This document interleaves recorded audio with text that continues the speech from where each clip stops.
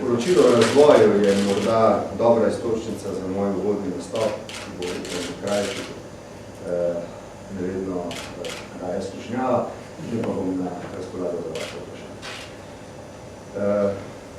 Ocenjujem in poročilo sili vlado vsako leto, da oceni svoje dosežke pri ciljih, ki si jih je zadala v prvi pripravi strategije razvoja, Boštjan je omenil 3, ne bom ponavljal, bi rad povedal dvoje. Če se danes ozremo na strateške odločitve vlade, potem jih danes, vedoč, kaj so prinesle dobrega in slabega, ne bi spremenili. To sta bi dve strateške odločitve. Prva, da se zaradi naraščajočega konflikta med Slovenijo in Hrvaško potrudimo za dosego pravičnega kompromisa, ki bo prinesel mir, stabilnost in okrepitev vsestranskega sodelovanja. V tem smo uspeli, rezultati so ljudem vidni. Drugi pomemben korak je bila odločitev, kako hitro bomo v nadaljevanju zmanjševali zaostanek za povprečjem Evropske unije, ne da bi ranili socialno povezanost države. In tukaj smo se odločili, da bomo v prvih 2 letih na račun konkurenčnosti zadržali visoko stopnjo povezanosti in magister Vasle vam je povedal, da je Slovenija v vrhu med državami Evropske unije, kjer je dohodkovna neenakost najmanjša, da je v vrhu držav Evropske unije, kjer je glede na gospodarsko krizo padec prebivalstva pod stopnjo revščine najnižji in da so tudi sicer socialne razlike v Sloveniji glede na gospodarsko krizo v povezavi z gospodarsko rastjo najbolj boljša. Seveda pa je magister Vasle povedal tudi slabe rezultate take politike, ki se jih od vsega začetka zaveda in jih, kot veste, zdaj strukturnimi spremembami želimo tudi dopolniti, da bi ob koncu mandata postavili tisto ravnovesje, ki sem ga napovedal na začetku mandata. To je novo, dinamično ravnovesje med konkurenčnostjo in socialno državo. Še danes, morda zato, ker sem socialni demokrat, še danes verjamem, da je za tako majhno državo, kot je Slovenija, socialna povezanost pomembna tudi za našo nacionalno samozavest. Tukaj se mi je zdela odločitev vlade, da z celo vrsto interventnih ukrepov ohrani socialno povezanost, recimo z minimalno plačo, kar recimo nekatere druge države niso storili. Prava odločitev. Seveda pa smo zdaj vsi skupaj dolžni storiti tisti drugi korak. Kolikor vem, sindikati niso nasprotovali povečanju minimalne plače. Nasprotujejo pa pokojninske reforme. Eno brez drugega ne gre. Eno in drugo je pomembno. Ko sem takrat najavil, da bom proti volji delodajalcev sprejel zahtevo sindikatov za dvig minimalne plače, tega nisem storil zato, ker bi želel pomiriti socialno najbolj prizadet del ljudi, ki so zaposleni. Ampak zato, ker se mi zdi prav, da se vrednota dela ohrani. In ko sem napovedal, da bom kljub nasprotovanju sindikata vztrajal pri pokojninski reformi, sem želel povedati, da ne moramo vzdržati večanja življenjske dobe, ne da bi šli v podaljševanje delovne dobe, če želimo ostati solidarni državi. Prvi del so sindikati slišali, drugega dela ne želijo. Oba sta povezana.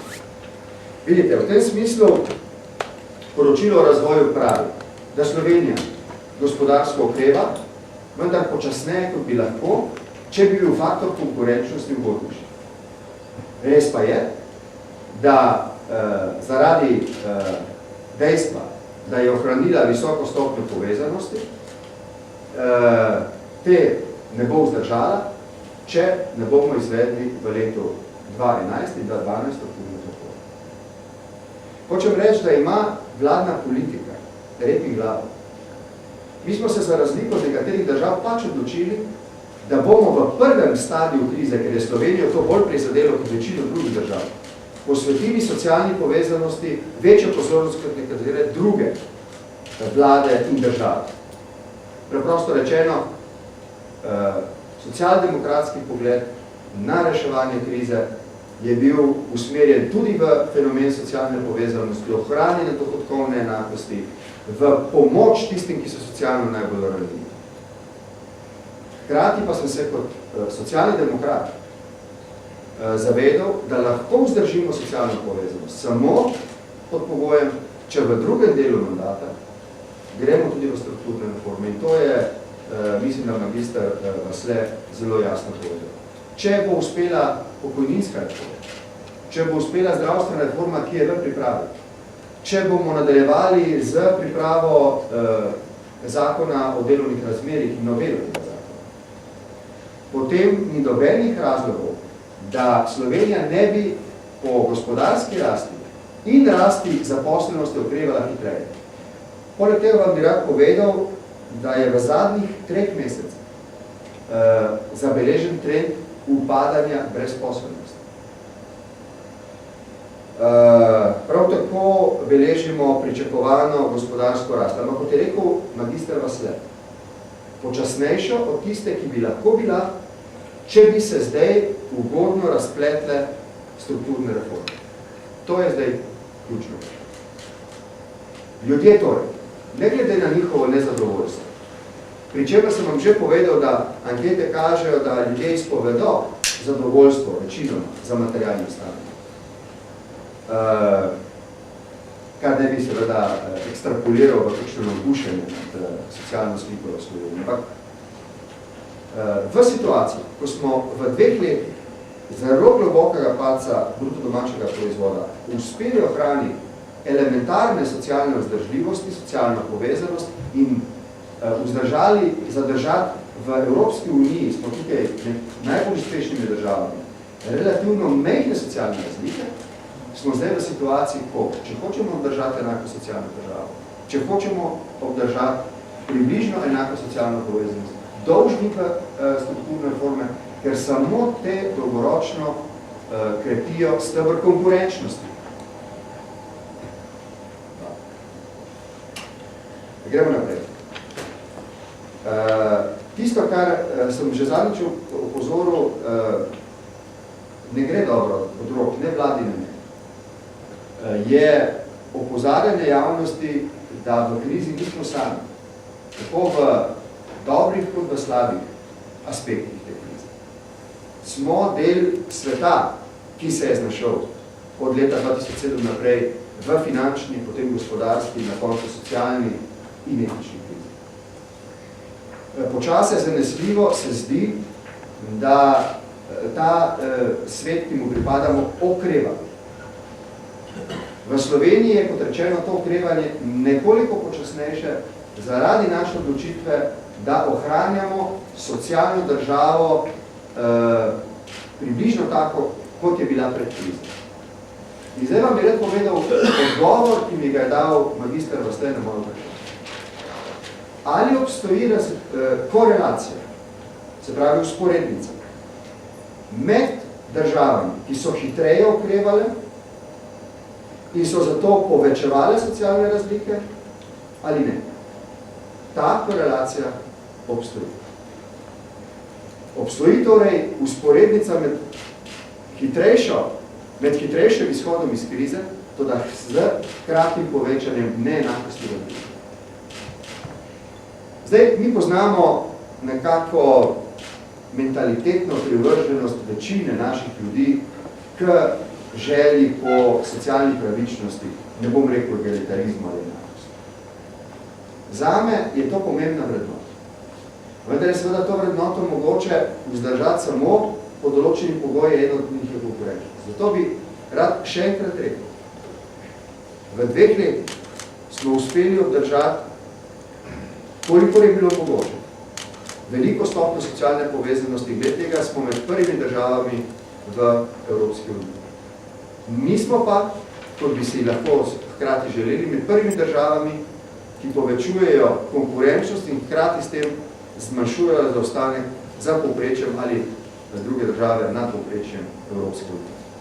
Če želimo dohiteti tudi ta parameter, bo treba doseči pravo ravnovesje. Zato so zdaj strukturne reforme, pokojninska, zdravstvena in trg dela ključne, da po uspehu glede obdržanja socialne povezanosti dobimo tudi konkurenčnost. Moram vam povedati, da pri mednarodnih okoliščinah ne moremo mimo dejstva, da se cene nafte in hrane višajo, kar vpliva seveda tudi na inflacijo v Sloveniji. Inflacija v Sloveniji je obvladljiva. Zaenkrat. Tisti del inflacije, ki bo povezan s cenami energentov, če se bodo pa cene energentov, zlasti nafte, zaradi nemirov na Bližnjem vzhodu, v Sredozemlju in na severu Afrike nadaljevali, pa bo cena nafte šla preko tako imenovane psihološke meje $150 na Soče, potem bodo začele rasti tudi cene hrane, zlasti pšenice. To pomeni, da bodo porasli stroški, ki jih mi ne moremo kontrolirati v košarici dobrin vpliva na inflacijo. Zato moramo mi, zdaj z ekonomskimi politikami, to, kar je rekel prej magister Vasle, storiti vse tisto, kar je v naši moči za kontrolo našega standarda. Magister Vasle je prej omenil, da v zadnjih 2 letih standard v Sloveniji napredoval, tudi v drugih državah v času krize ni napredoval. Magister Vasle je hkrati rekel, da bi lahko zdaj iz te situacije išli hitreje, če bomo uspeli v strukturnih reformah. To je tudi moje mnenje in za to politiko se bom boril. In še na koncu, jaz bi se izognil naprej vašemu vprašanju, ki bo verjetno sledilo, kakšne utegnejo biti finančne posledice nesprejema pokojninske reforme. V zameno za ta odgovor bi bilo mogoče dobro pogledati, kako se je Portugalska izpogajala za 76 milijard evrov pomoči IMF-a in Evropske unije. Poglejte, kakšni so pogoji, ki ste jih postavili te dve agenciji, portugalski, kako ste približno ugotovili, kam bi lahko šle stvari, če bomo dali signal finančnim trgom, da ne obvladujemo vzdržnosti javnih financ. Prosim.